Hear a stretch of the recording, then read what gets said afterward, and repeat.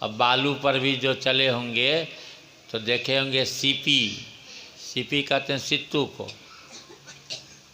वो जब मर जाती है सित्तू तो दो पार्ट में बिखर जाता है। दूर से देखने से चमकता है चांदी की तरह, लेकिन वह चांदी तो है नहीं।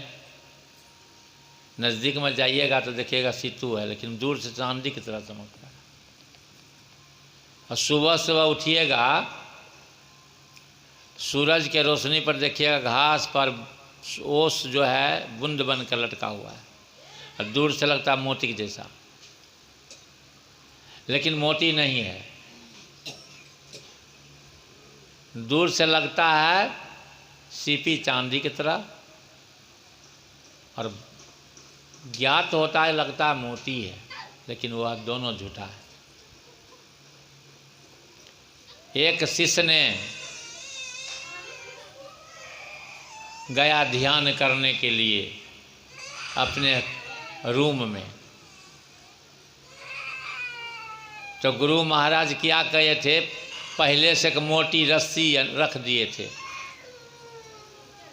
और उस घर का जो रूम का लाइट उट बंद कर दिए थे, और रस्सी मोटी सी 5 हाथ का रख दिए। ये लड़का अंधकार में जब गया, देखा मोटी रस्सी है, उसको भ्रम हो गया सांप है, भागा वहाँ से। बाबा से कहते, बाबा अरे घर में कैसे मोटा सांप घुस गया, हम ध्यान कैसे करेंगे?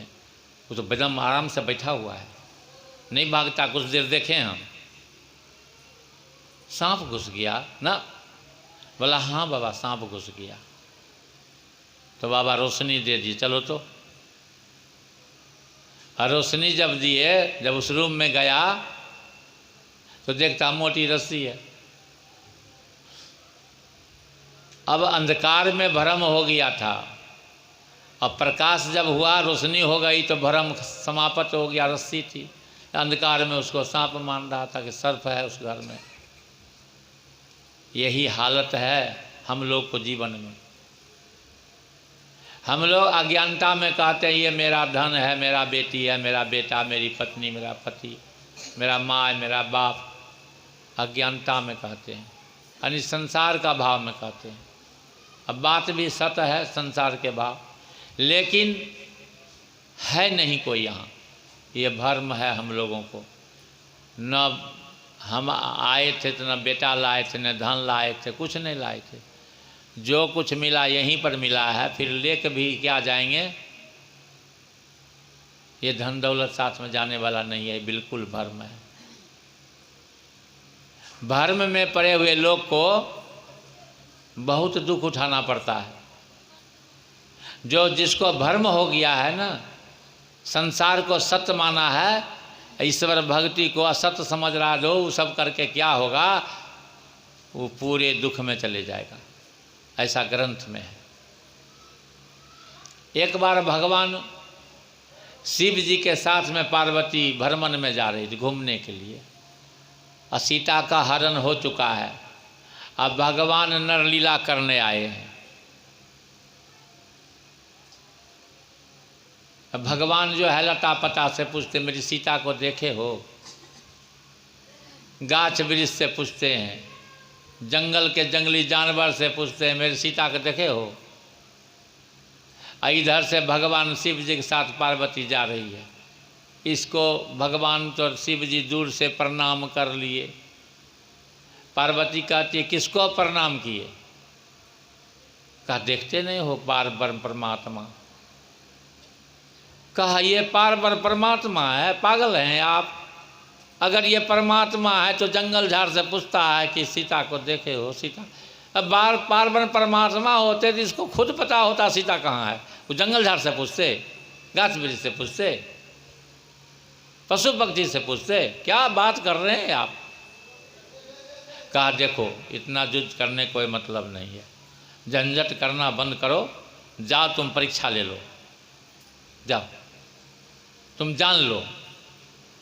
तो पार्वती भगवान शिव से हटकर कुछ दूर जा चले गई, जिधर से भगवान आ रहे हैं। कुछ दूर में जा कर के एक जंगल में बैठ करके, एक वृक्ष छोटा सा वृक्ष नज़दीक में, सीता का रूप धारण कर लेती है। अगर ये पार्वन परमात्मा होंगे तो हमको पहचान ही लेंगे, अगर नहीं होंगे संसारिक लोग तो सीता समझ कर हमको पकड़ेंगे। सीता का रूप धारण करके माता पार्वती बैठ जाती है। भगवान राम उधर से आते हैं तो ये सब बात समझ गए।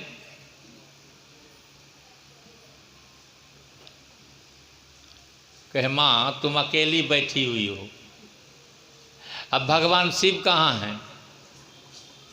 बेचारी लजा गई कि हम तो पहचान लिए, हम तो सीता का रूप धारण किए, ये लेकिन सही पार्वन परमात्मा हैं। लजा गई। इतना ही नहीं, आँख जब खोलती है तो देखती है राम लक्ष्मण सीता साथे में है। आँख खोलती है तो अभी सीता राम लक्ष्मण, आँख बंद करती है तो नहीं बंद करने खोले, भाग गई वहाँ से। भगवान शिव के पास चले आती है। शिव कहते हैं परीक्षा कर लिया, अब बड़ा बेचारी फेर में पड़ गई। अब दुख तो लिखा हुआ है, क्या तुम क्या कहोगी, तो झूठ भी बोल दिया। इसीलिए हमारे परमाराध कहते हैं पंच पाप से नहीं बचोगे, कर्म का फल आगे भोगना पड़ेगा।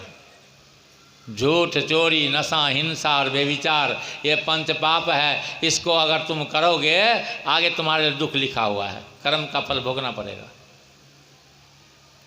झूठ बोल दिए, कहा नहीं वास्तविक पार्वन परमात्मा है, वे ब्रह्म है, हम समझ गए।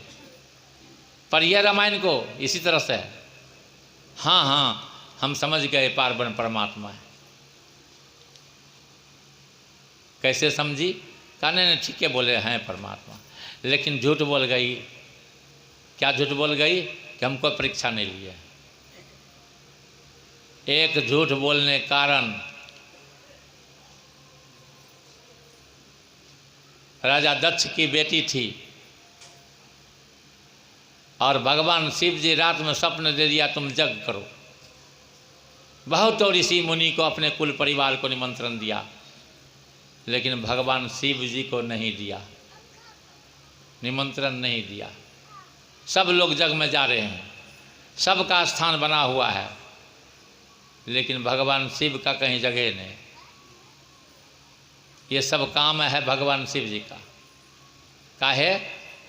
झूठ बोल गई, सीता का रूप धारण किया, अब हम उसके साथ में कैसे रहेंगे? मेरा धर्म चला जाएगा। देखिए इतना ठो में भगवान समझ रहे हैं, मेरा धर्म चला जाएगा।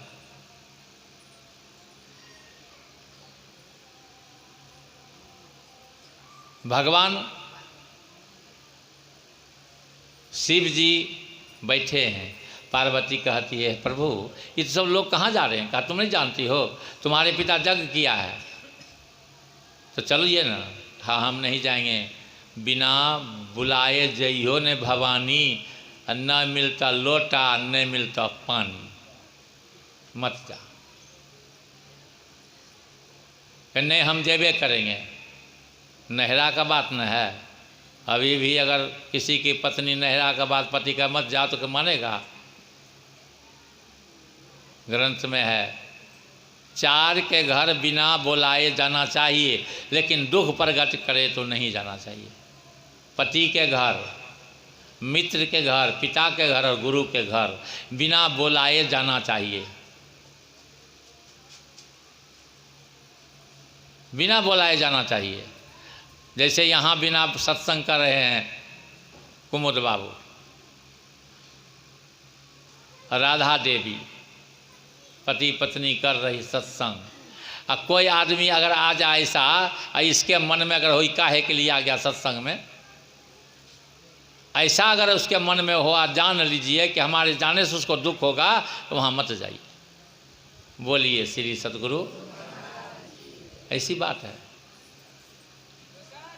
गुरु के घर, पति के घर, मित्र के घर, इस सब के घर बिना बुलाए जाना चाहिए। सत्संग में भी बिना बुलाए जाना चाहिए, लेकिन जान लीजिए कि हमको जाने से दुख होगा, उसको मत जाइए। कहा नहीं हम ये सब बात नहीं मानेंगे, हम देवे करेंगे। तो पार्वती चले गई। जब जग स्थल में पहुंचती है, देखती है सबका जगह है, कुल परिवार जितना था इसका, बहन जितना था इसका, सब परिवार, सबका स्थान है, सबका जगह बना हुआ है, भगवान शिव का कहीं जगह नहीं है। तो पतिव्रता नारी जो होती है सबका अपमान सह सकती है, अपने पति का स्थान अपमान नहीं सह सकती है। जो गुरु के पक्के भक्त होते हैं सब अपमान सह सकते हैं, लेकिन अपने गुरु का अपमान नहीं सह सकते। भगवान शिव ऐसा लीला किए कि निमंत्रण देने इसको भूल गया, जगह नहीं था इसको। पार्वती को बहुत दुख हो गया कि हमारे पति का कहीं जगह नहीं। ये अपना अपमान समझा और उसी होम कुंड में जाकर कूद गए। होम कुंड में जाकर पार्वती कूद गई। भगवान शिव जी अंतर्जामी तो दौड़ गए यहाँ से, होम कुंड से उठाए, जग भंग हो गया, कंधा पर उठाए, अब भागे, आकाश भ्रमण करने लगे। कमर से नीचे जहाँ गिरा कामरूप कमच्छा बन गया। है तो वही पार्वती, है वही परम प्रजननी शक्ति, वही है शिव शंकर, ना एक ही है, नाम बदल गया। कहाँ? कामरूप कमच्छा हो गया, तीर्थ स्थल हो गया। क्या हो गया पता गए नहीं। लेकिन एक ग्रंथ में हमने पढ़ा कि भ्रम जब हो गया पार्वती को तो बहुत दुख हुआ, और दुख हुआ तो उसमें नाम भी हो गया। हाथ गिर गया कलकत्ता का काली बन गया, पट गिरा वैष्णव देवी बन गई। वो वैष्णव है और सब संकट है, और सब देवी संकट है, और वो वैष्णव देवी है। बताइए, वही है पार्वती, वैष्णव देवी है, इधर शंकर देवी हो गया, दुर्गा माँ, काली माँ। क्या क्या लोग का विचार है, समझ में नहीं आता है। और जो कुछ बचा खुचा ऐसा उसमें ग्रंथ में मैंने पढ़ा, और जो कुछ बचा उचा सब पूरन देवी है, संपूर्ण वहीं पर है। आप बताइए, है एक ही, लेकिन नाम कितना हो गया, क्या जगह हो गया, है एक ही। इसी से परमात्मा एक है,